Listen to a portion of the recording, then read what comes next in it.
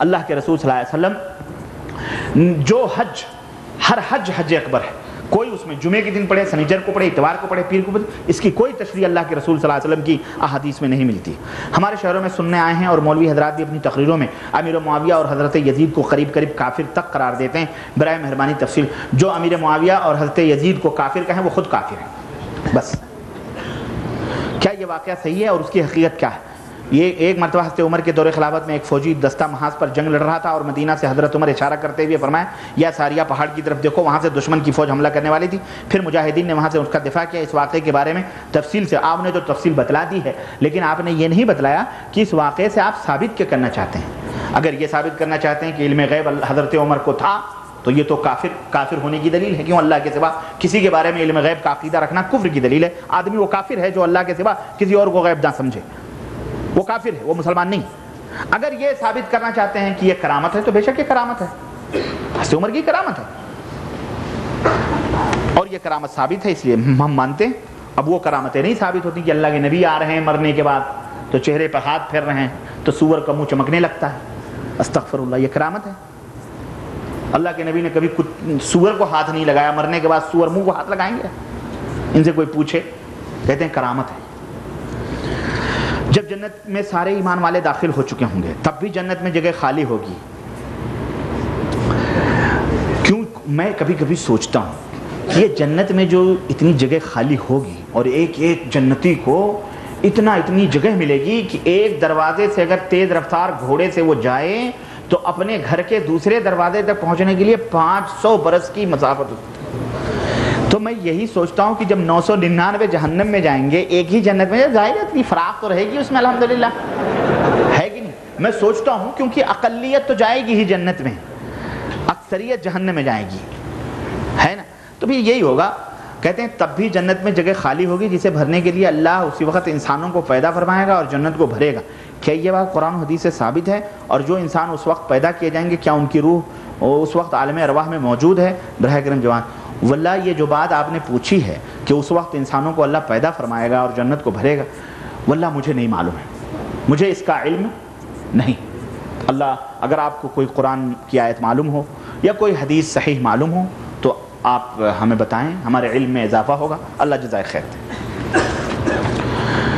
اچھا، حضرت زکریا علیہ السلام کو ان کی قوم نے آری سے چیر دیا، یہ واقعہ، اس واقعے پر روشنی ڈالیں کیونکہ عوام میں یہ بات مشہور ہے کہ حضرت زکریا نے ایک درخت سے پناہ طلب کی تھی، درخت پھٹا، حضرت زکریا علیہ السلام داخل ہو گئے، دامن کچھ باہر رہ گیا، قوم کو پتہ چل گیا اور قوم نے درخت کو آری سے چیر دیا۔ یہ واقعہ تو صحیح ہے، یہ واقعہ تو صحیح ہے، اور شاید یہی بات میں نے بھی سنی ہے کہ انہوں نے درخت سے پناہ مانگی، اس وجہ سے اللہ نے یہ مطلب اللہ کو یہ منظور نہیں ہوا، پسند نہیں آیا کہ میرا نبی میری پناہ لینے کے بجائے ایک درخت سے پناہ لے، ہے نا؟ یعنی یہ بھی ایک طرح سے شرک، یہ بھی ایک غلطی تھی جو خطا ان سے ہوئی، تو اللہ رب العزت نے ان کو یہ، واللہ عالم بالصواب، مجھے یہ جو آپ نے فرمایا آری سے چیرے گئے یہ تو ہے واقعہ، لیکن یہ پناہ لینے اس کے بارے میں مجھے صحیح علم نہیں، البتہ میں نے بھی یہی سنا ہے، لیکن اس سننے کی تحقیق میں نے نہیں کی، نہ میں نے کبھی کہیں بیان کیا ہے کہ یہ وجہ تھی۔ لیکن اگر یہ وجہ ہوتی تو یہی ہو سکتی ہے کہ انہوں نے اللہ کے سوا درخت سے پناہ لی، تو ہو سکتا ہے اللہ تعالیٰ کی ناراضگی بھائی ہے کہ نہیں؟ ہو سکتا ہے، اپنے نبیوں کو وہ آزماتا ہے۔ آپ کی دعوت اور اچھا السلام علیکم، توصیف الرحمان، یہ توصیف الرحمان صاحب کے نام کا سوال انہوں نے کاٹ کے میرے پاس بھیجا ہے، غلط بات ہے، آپ نے وہاں پوچھا ہے اس لیے اس کا جواب وہی دیے ہوں گے، میں نہیں بتاؤں گا اس کو۔ یہ کیا بات ہے بھائی؟ فیملی پلاننگ کے بارے میں روشنی ڈالیے، کیا یہ صحیح ہے؟ اگر نہیں تو صحیح طریقہ بتلائیں، یعنی میں صحیح طریقہ فیملی پلاننگ کے بارے میں بتلاؤں یا صحیح طریقہ یہ بتلاؤں کہ درست نہیں ہے فیملی پلاننگ وغیرہ، یہ سب حرام ہے اسلام کے اندر، الا یہ کہ اگر عورت کے موت کا خطرہ ہو کہ عورت دوسرا بچہ جنے گی تو مر جائے گی، یا مطلب اس کی صحت اگر ہے تو تھوڑے دن روک سکتے ہیں، اور اس کے کئی طریقے ہیں، اس طریقے سے آپ روک لیں، اور جب وہ تندرست ہو جائے یا کچھ ہو تو پھر آپ بچے کثرت سے پیدا کریں، یہ اللہ کے رسول صلی اللہ علیہ وسلم کا یہ حکم ہے۔ آپ کا کہنا ہے کہ تبلیغی جماعت والوں کے عقیدے کلی طور پر قرآن و حدیث کے مطابق صحیح نہیں، دلیل کے ذریعے واضح کریں۔ بھائی میرے، آپ تبلیغی نصاب پڑھو، آپ کو خود معلوم ہو جائے گا انشاءاللہ، مجھے دلیل دینے کی ضرورت نہیں، سورج نکلا ہو تو اب اس کے روشنی کے لیے دلیل دوں میں، ہے نا؟ تو اس کے اندر موجود ہیں شرکیہ اور بدعقیدگی کے ایک نہیں سینکڑوں نمونے موجود ہیں. آپ اس کو پڑھیں، سنیں، میری کیسٹیں ہیں اور ملائیں کتابوں سے، انشاءاللہ آپ کو ہدایت مل جائے گی. اور اس وقت میں کتابیں لے کر کے نہیں آیا ہوں، نہیں تو میں انشاءاللہ میں ہمیشہ وہ بیگ لے کے چلتا ہوں. آج چونکہ بعثت رسول مقصد ایسا موضوع تھا کہ اس پہ ان سب چیزوں کے سوالات کی مجھے امید اور توقع نہیں تھی، ورنہ میں کتاب لاتا اور میں کھول کے بتلاتا. آج کے دور میں یعنی پاک و ہند میں تبلیغی جماعت بہت دین کی محنت کر رہی ہے، ہزاروں لوگ دین سے جڑ رہے ہیں. کیا یہ سب محنت بیکار ہے؟ کون جڑ رہا ہے؟ ہم تو نہیں جڑ رہے ہیں بھائی، ہم تو نہیں جڑ رہے ہیں. جو جاہل ہیں، جو انہی کے ہم مذہب ہیں، ہم فکر ہیں، وہی جڑ رہے ہیں. تو اپنے لوگوں کو وہ اکٹھا کر رہے ہیں، اسی لیے اپنے دین جو انہوں نے دیوبند سے نکالا ہے وہی پھیلا رہے ہیں. جو نماز دیوبند کی ہے وہی پھیلا رہے ہیں، جو عقیدہ دیوبند کا ہے وہی پھیلا رہے ہیں، جو مذہب دیوبند کا وہی پھیلا رہے ہیں. قرآن اور حدیث کی تو بات نہیں ہوتی، نہ بخاری پڑھائی جاتی، نہ مسلم پڑھائی جاتی، نہ صحیح، نہ ترمذی، نہ ابو داؤد، نہ بلوغ المرام، نہ کتاب توحید کی کتاب کوئی نہیں پڑھائی جاتی. سب شرک اور بدعت پہ مبنی تبلیغی نصاب یہی گھر گھر بانٹی جا رہی ہے. تو جو دیوبند سے دین نکلا ہے وہی دین انہوں نے بانٹ رہے ہیں وہ، اور اپنے دین کا تحفظ کر رہے ہیں تاکہ ہمارے میں سے کوئی کٹ کر کوئی دوسری طرف نہ جائے. لیکن اللہ کا فضل ہے کہ الحمدللہ عوام جو ہمارے بھائی ہیں، جو وہ نہیں جانتے یہ تمام سب چیزیں، وہ جنت میں جانا چاہتے ہیں، بس ان کا یہ مقصد ہے کہ ہم اللہ کو راضی کر لیں. تو الحمدللہ وہ جب جان جاتے ہیں کہ اس کتاب میں شرک ہے اور ان کے عقیدے اس طرح کے ہیں تو الحمدللہ وہ چھوڑ کر کے چلے آتے ہیں. تبلیغی جماعت کا نمبر 1 عقیدہ یہ ہے کہ اللہ کے نبی ہر جگہ حاضر و ناظر ہے. تبلیغی جماعت کا عقیدہ یہ ہے کہ ان کے بزرگان دین بھی قبروں سے نکل نکل کر کے تعلیم دیتے ہیں. نمبر 2 تبلیغی جماعت کا عقیدہ یہ بھی ہے کہ قبروں کے اندر ان کے مردے زندہ ہیں، سب کچھ باہر جو بھی ہوتا ہے سب سنتے ہیں. نمبر 4 تبلیغی جماعت کا عقیدہ یہ ہے کہ اللہ کے نبی مرے نہیں ہیں، زندہ. نمبر 5 تبلیغی جماعت کا عقیدہ یہ ہے کہ اللہ کے نبی دنیا میں جو کچھ بھی ہو رہا ہے آج بھی کل بھی سب کے حالات سے واقف ہیں، دل کے راز سے واقف ہیں، نعوذ باللہ. نمبر 6 تبلیغی جماعت کا عقیدہ یہ ہے کہ اللہ کے نبی کسی کی مدد کرنی ہوتی ہے تو راشن پانی لے کے بادلوں کے رتھ پر آتے ہیں، ہواؤں میں اڑ کے آتے ہیں. نمبر 6 اگر ان کا کوئی عاشق مر جاتا ہے اور اس کا منہ سور کا ہو جاتا ہے تو اللہ کے نبی آ کر کے اس کا جو ہے کیا کہتے ہیں چہرہ جو ہے ہاتھ پھیر کر کے صحیح کرتے ہیں. استغفر اللہ. ان کا عقیدہ یہ ہے کہ قبروں کے پاس دعا مانگو اور تو بزرگوں کی قبروں کے پاس دعا مانگو تو دعائیں قبول ہوتی ہیں، اور جو بھی مانگا جائے وہ سب مل جاتا ہے اس کے وسیلے سے. ایک عقیدہ ہے، میں بتاؤں، ایک تبلیغی جماعت کا یہ بھی عقیدہ ہے کہ اگر کوئی کہیں بھی ہو ان کے بزرگوں کو پتہ ہو جاتا ہے کہ ہمارا مرید ہم کو یاد کر رہا ہے دل میں. استغفر اللہ. اور سنو، تبلیغی جماعت کا یہ بھی عقیدہ ہے کہ ان کے بزرگ رشید احمد گنگوہی کی اتباع کرنے پر حق موقوف ہے اور انہی کی پیروی کرنے پر نجات مل جائے گی. تبلیغی جماعت کا یہ بھی عقیدہ ہے. سنو ابھی میں کیا بتاؤں کہ یہ جو ہم اور تم اور ہم اور ہم اور تم، یہ سب اور اللہ، اس میں کوئی فرق نہیں ہے، سب ایک ہے، وحدت الوجود، ذرے ذرے میں اللہ ہے.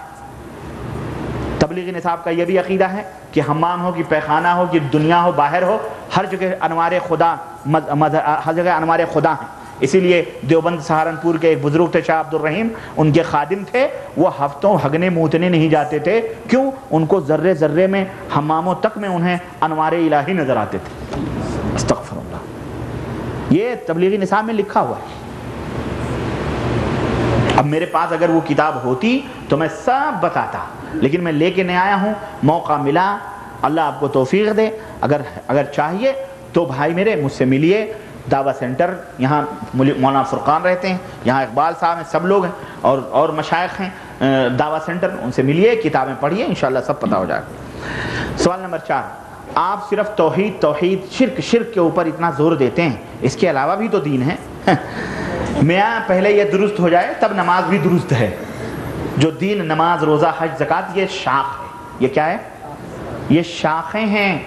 جب بنیاد ہی میں گھوٹالا ہوگا تو شاخیں کبھی پھلاور ہو سکتی ہیں؟ ہاں. پیڑ کے جڑ میں اگر وہ کیڑا بیٹھا ہو جو پھل آنے سے روکتا ہو تو پیڑ ہرا بھرا رہے تو کوئی فائدہ ہے؟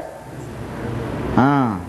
تو توحید، اسی لیے یہی تمام نبیوں کی دعوت کا خلاصہ رہا ہے میرے بھائی.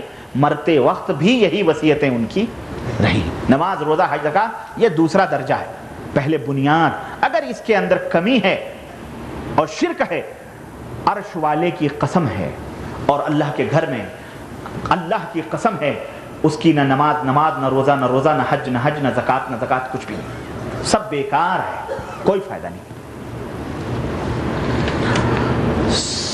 اچھا، زکوٰۃ کے لیے سونے کے زیور کی کل کتنی مقدار ہے؟ دیکھیں، اگر سونا ہے تو 7.5 تولہ، چاندی ہے تو 52.5 تولہ، اس میں زکوٰۃ ہے۔ قرض، کیا کسی شخص کو قرض رقم دیا ہو تو اس کی بھی زکوٰۃ دینا واجب فرض ہوگی؟ اگر آپ کو یہ امید ہے کہ وہ قرض ہم کو ملے گا تو پھر اس قرض میں زکوٰۃ دینا آپ کو فرض ہے، اور اگر امید نہیں ہے، دے دیا، جیسا آج کل عام ہے یہ چیز، تو امید نہیں ہوتی ملنے کی، تو اس وقت دینا فرض ہوگا جب آپ کو وہ ملے تو فوری طور پر زکوٰۃ نکال کے اس کو پاک کر لیں۔ کسی مرد کے گم ہونے کی صورت میں اس کی بیوی کتنے دن تک انتظار کر سکتی ہے؟ اگر یہ کسی حنفی بھائی کا سوال ہے تو پھر تو 90 برس انتظار کرے وہ۔ کتنے برس؟ 90 برس۔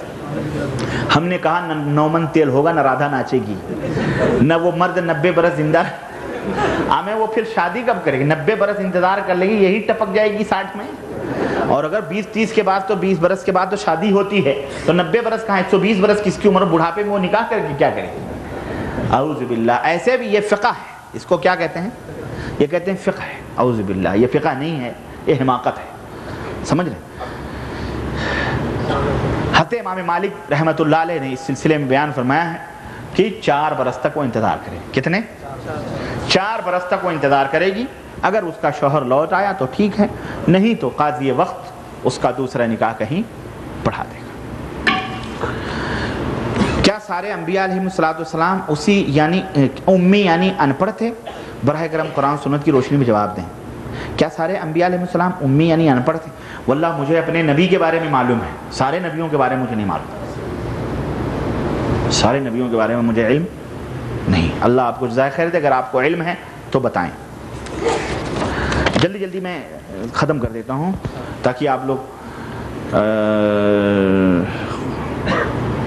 قرآن حفظ کرنے والے کے بارے میں بہت ایک صاحب نے کہا تصویر اتارنا کیسا ہے؟ یہاں پر بڑے بڑے امیروں کی تصویریں لگی رہتی ہیں، کیا یادداشت یا پردیس میں ماں بہنوں کے پاس بھیجنے کے لیے اتار سکتے ہیں؟ نہیں اتار سکتے ہیں، حرام ہے۔ حدیث میں قرآن حفظ کرنے والے کے بارے میں بہت خوشخبریاں بیان ہوئی ہیں، مگر ایک حافظ قرآن ماں جس کو قرآن کی ایک آیت کا بھی ترجمہ معنی نہیں معلوم ہے، کیا ایسا حافظ امامت کرا سکتا ہے؟ بے شک کرا سکتا ہے، اگر اس کو آیت اور کا معنی نہیں معلوم ہے اور اس کا ایمان اور عقیدہ درست ہے نا، تو بے شک وہ امامت کرا سکتا ہے، بھلے نا اس کو آیت کا معنی معلوم ہو۔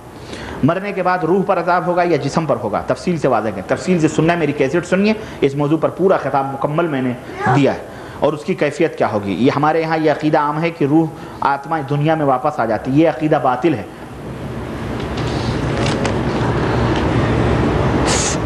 خالی بیٹھنے سے بہتر ہے ایک سوال کا جواب دے دیں، فضائل اعمال جو لوگ پڑھتے ہیں اس کے بارے میں آپ کا کیا خیال ہے؟ یہ فضائل اعمال نہیں، یہ فضائح اعمال ہے، یہ جھوٹے اعمال ہیں جس کے اندر غلط سلط باتیں بیان کی گئی ہیں۔ میں نے ایک آدمی سے سنا ہے، اس نے کہا کہ میں نے سیرت نبی میں پڑھا ہے کہ محمد صلی اللہ علیہ وسلم کی پیٹھ پر 2 نبوت کی مہریں لگی ہوئی تھیں، ان مہروں سے دیکھ سکتے تھے کہ کیا نبی کی پیٹھ پر نبوت کی مہریں تھیں؟ ہاں بے شک، یہ 2 مہریں، یہ تو نہیں، ایک مہر کے بارے میں نے سیرت میں پڑھا ہے کہ نبی صلی اللہ علیہ وسلم کہ نہیں، ایک ہی ہے نہیں، کہ نبی کریم صلی اللہ علیہ وسلم کی پشت پر دائیں طرف کندھے کے پاس، دونوں کندھوں کے بیچ میں اتنی بڑی ایک سفید سی، جس کو ہمارے ہاں مسا کہتے ہیں نا، اسی کی طرح ایک زر تھی، وہ نبوت مہر تھی، وہ قرآن حدیث کی روشنی میں واضح فرمائیں۔ یہ صحیح ہے، لیکن 2 کے بارے میں مجھے پتہ نہیں ہے۔ حنیفی کے کیا معنی ہیں؟ حنیفی کے کیا معنی ہیں؟ حنیفہ کہتے ہیں، حنیف کہتے ہیں کہ غلط راہوں سے مڑ کر صحیح راہوں کی طرف مائل ہونے والا، اس کو حنیفی کہتے ہیں، سمجھ رہے ہیں؟ اور حنفی کہتے ہیں جو امام نعمان ابن ثابت رحمۃ اللہ علیہ جو امام ہیں، ہے نا، ان کی بیٹی کا نام حنیفہ تھا، ان کی بیٹی کا نام کیا تھا؟ اور ان کی کنیت تھی ابو حنیفہ، یعنی حنیفہ کے باپ، ابا، ہے نا، تو جو ان کی بیٹی کی طرف منسوب ہیں انہیں حنفی کہا جاتا ہے، جو ان کی بیٹی کی طرف منسوب ہے انہیں کیا کہا جاتا ہے؟ حنفی۔ امام صاحب کا نام ابو حنیفہ نہیں تھا، امام صاحب کا نام نعمان ابن ثابت رحمہ اللہ تھا، سمجھ رہے؟